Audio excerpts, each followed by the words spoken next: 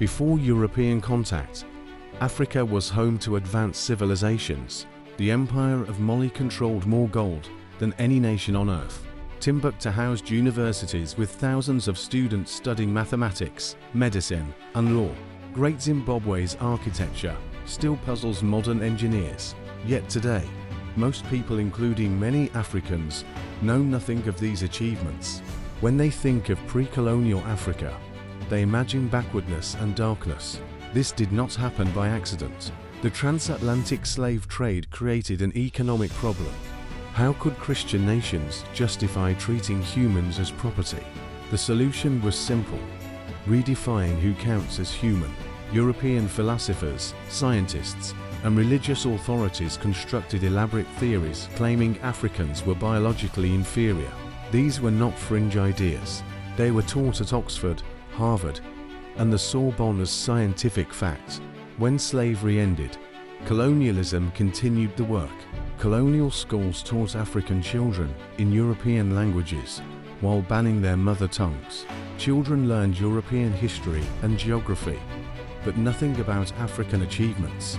In French colonies, African children recited lessons, beginning with our ancestors the Gauls. They learned that everything valuable came from Europe, and that Africa had contributed nothing to civilization. The effects persist today. The global skin lightening industry generates billions annually as people try to escape their dark skin. Studies show that black children still associate white with good and black with bad. The same results found 70 years ago. Natural African hair is still considered unprofessional in many workplaces. European languages are still seen as more sophisticated than African languages. This is mental colonization. It operates below conscious awareness. It feels like common sense rather than conditioning.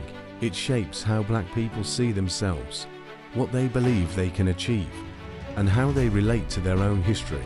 Political independence came decades ago.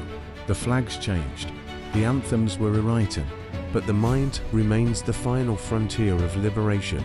And liberation begins with awareness, because beliefs that remain unconscious control us. Beliefs we examine, we can change. The chains that bound African bodies have been broken. The chains that bind African minds are now being questioned, and that questioning is where freedom begins.